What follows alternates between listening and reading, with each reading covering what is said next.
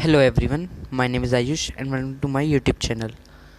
आज हम क्लास 10 संचयन का पहला चैप्टर जो कि हरिहर काका है उसे डिस्कस करेंगे। इस कहानी के लेखक का नाम मिथिलेश्वर है। कहानी की शुरुआत होती है मिथिलेश्वर और हरिहर काका दोनों घनिष्ठ मित्र थे। हरिहर काका लेखक के पिता की उम्र के समान के थे, लेकिन फिर भी वह दोनों अच्छे मित्र थे। हरिहर काका जब लेखक छोटे थे तो हरिहर काका उन्हें अपने कंधों पर बैठालकर घुमाते थे और हरिहर काका ऐसा इसीलिए करते थे क्योंकि वह निसंतान थे। उन्होंने दो दो शादियां की थी, लेकिन उनकी दोनों बहुएं की मृत्यु हो गई थी। तो कहानी में लेखक हरिहर काका के घर पे जाता है और वैसे हरिहर काका लेखक से काफ़ी बातें किया करते थे, लेकिन आज जब लेखक हरिहर काका के घर पे गए तो हरिहर काका ने उनकी तरफ सिर्फ एक बार नज़र उठाई और मुंह से कुछ ना बोले।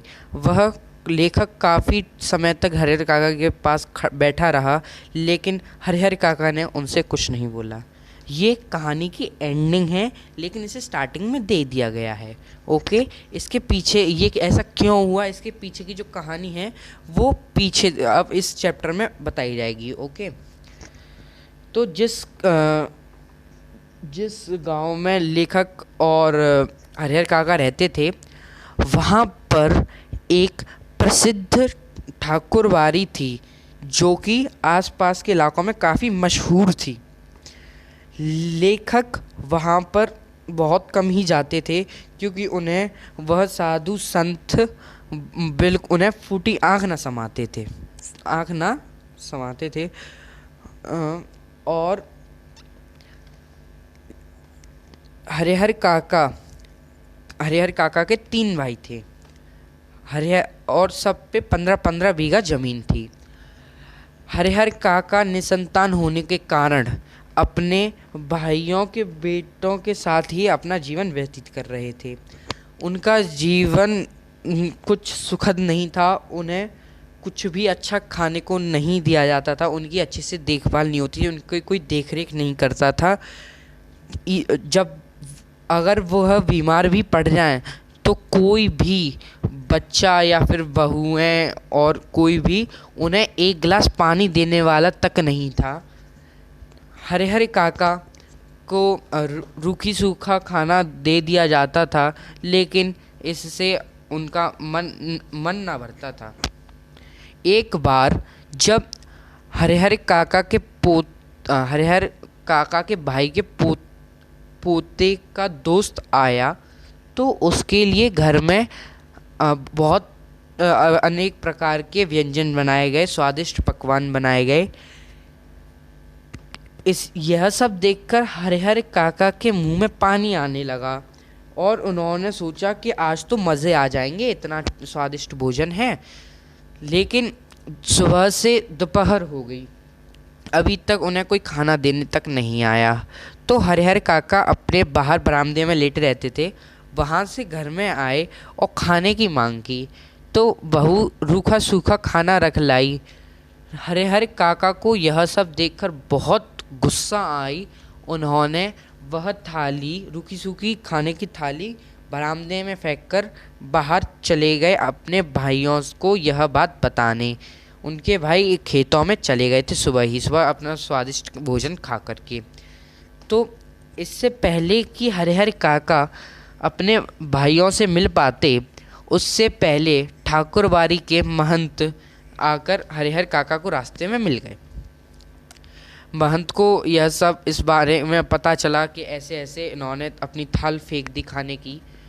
तो महंत ने हरिहर काका को अपने जाल में फंसाने की कोशिश की अपनी मीठी चिकनी चिपड़ी बातों से कि कैसे भी ना कैसे करके मैं हरिहर की 15 बीघा ज़मीन ठाकुरबाड़ी के नाम करवा लूँ।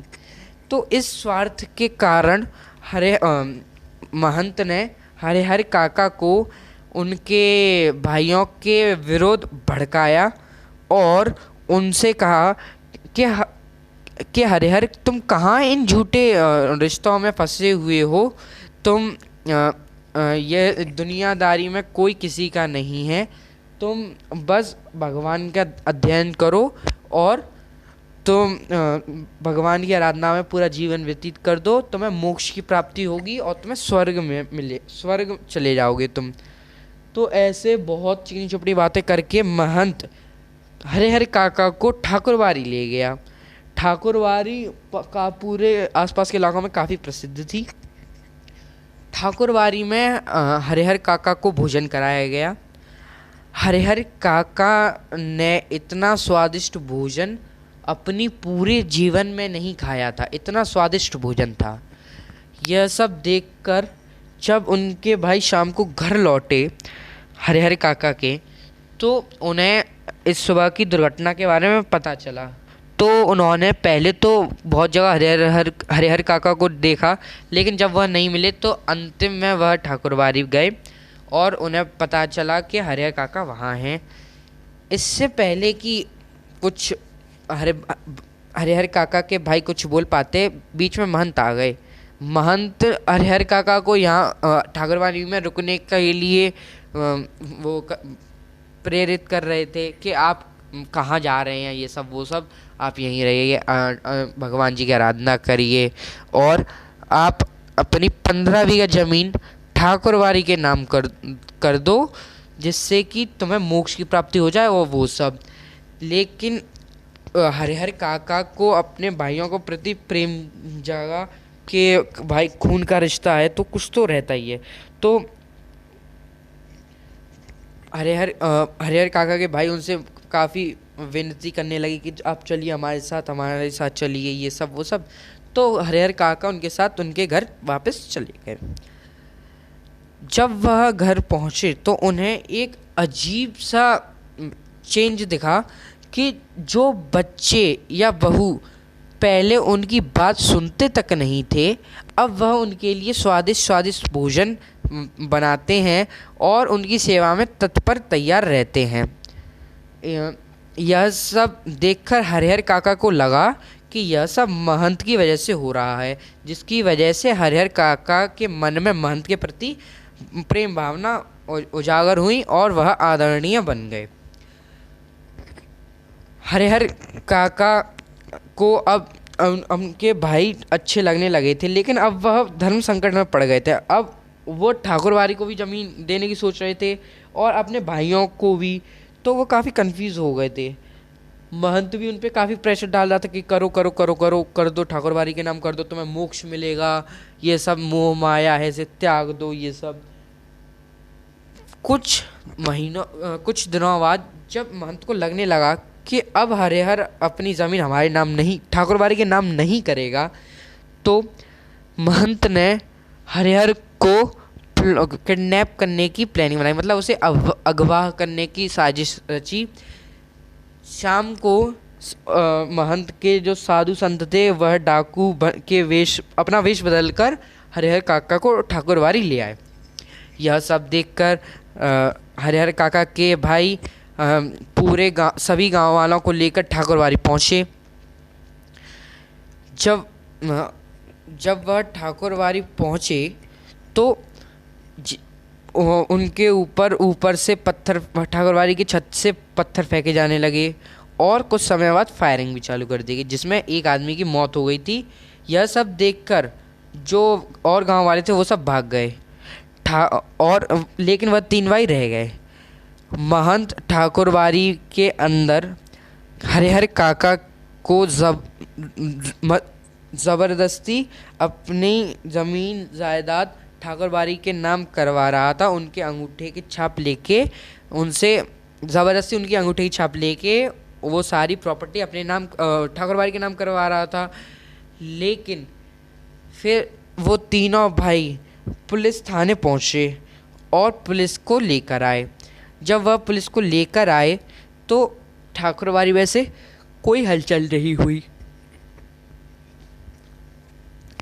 पुलिस का दरोगे ने बहुत सारी धमकियां दी कि तुम आ जाओ, सरेंडर कर दो, नहीं तो हम तुम्हें मार देंगे। लेकिन अंदर से कुछ जवाब नहीं आया। तो शाम सुबह होने ही वाली थी, तो दरोगा ने सभी पुलिस वालों को उसके आसपास घेरा लगा लिया और सुबह का इंतज़ार करने लगे कि कब महंत बाहर निकले। लेकिन वो तो पहले ही भाग गए थे।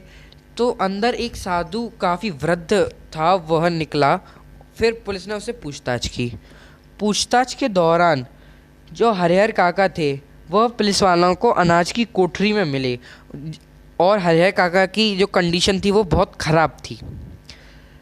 तो यह सब देखकर हरिहर काका के भाइयों के मन में क्रोध उत्पन्न हो गया महंत के प्रति। अगर उस समय महंत उनके सामने आ जाते तो वह महंत को मार ही डालते। यह सब देखकर हरिहर काका के भाई हरिहर काका को अपने घर वापस ले गए। जब वह हरिहर वापस ले गए तो हरिहर काका की उन्होंने सुरक्षा बढ़ा दी। उन्हें यह लग रहा था कि महंत फिर से हरिहर काका को अगवा करेगा और उन्हें मार देगा। अब जो हरिहर काका के जो भाई थे वो अब उनका भी स्वार्थ था। वो कुछ समय तक तो उन्होंने काफ़ी अच्छा वो पोलन उनकी सुरक्षा वरक्षा की, उनका पोषण वोषण अच्छे से किया। लेकिन कुछ समय बाद हरिहर काका के भाइयों ने हरिहर से कहा कि क्यों ना तुम अपनी 15 बीघा ज़मीन हमारे नाम कर दो, जिससे कि यह विवाद है कि महंत को ज़मीन मिलेगी या नहीं, इससे ये रट्टा सब खत्म हो जाएगा। हरिहर काका ने साफ इनकार कर दिया, क्योंकि उनके गांव में एक बार एक विधवा औरत ने अपने पति के मर जाने के बाद अपनी सारी ज़मीन अपने बेटों के नाम कर दी थी।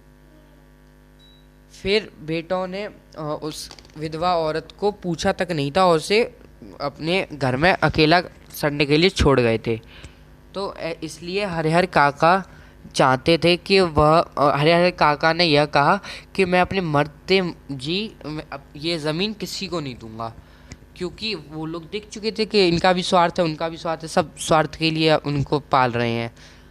यह सब होने के बाद हरिहर काका के भाई कुछ दिनों बाद तो बहुत ही ज़्यादा हिंसक हो गए। उनसे मारपीट करने लगे, उनसे ज़बरदस्ती कहने लगे कि करो करो, कि तो अपनी ज़मीन हमारे नाम कर दो, ये वो, नहीं तो ये हम तुम्हें यहीं पे गाड़ देंगे। तो हरिहर काका ने कहा मैं अपने जीते जी तुम्हें एक मुट्ठी भर ज़मीन तक नहीं दूंगा। तो यह सब देखकर वो अपने डंडा वंडा उठा के उन्हें मारने स्टार्ट हो गए। लेकिन हरिहर काका ने उसी समय आवाज़ लगा दी, जिससे कि सभी गांव वाले वहाँ एकत्रित हो गए। और जैसे ही यह सूचना महंत को मिली, महंत तुरंत पुलिस को बुला लाया। जब पुलिस ने छानबीन की घर की, तो हरिहर काका की जो कंडीशन थी वो बहुत ही ज़्यादा बदतर थी। उन्हें मारा पीटा गया था, और जो रिश्तेदार थे उनके, जो तीनों भाई बहन बहू बेटे जितने भी थे, सब भाग गए थे। अब यह सब होने के बाद हरिहर काका ने यह निश्चय लिया कि अब वह इन सब से अलग रहेंगे और पुलिस उन्हें सुरक्षा प्रदान करेगी। तो हरिहर काका के भाई और महंत दोनों अब इस फिराक में बैठ गए कि कैसे भी कैसे करके हरिहर काका को मार दिया जाए और उनसे ज़मीन हड़प ली जाए आदि आदि। लेकिन पुलिस बल के होते हुए फिर वो ऐसा नहीं कर पाए। तो हरिहर काका को अब यह समझ में आ गया था कि रिश्ते नाते ये सब स्वार्थ के हैं। मतलब अगर तुम्हारे पास पैसा है तो तुम्हारे रिश्तेदार हैं, अगर तुम्हारे पास पैसा नहीं है तो तुम्हारा रिश्तेदार तुम्हें पूछेगा तक नहीं। तो हरिहर काका को यह समझ में आ गया था।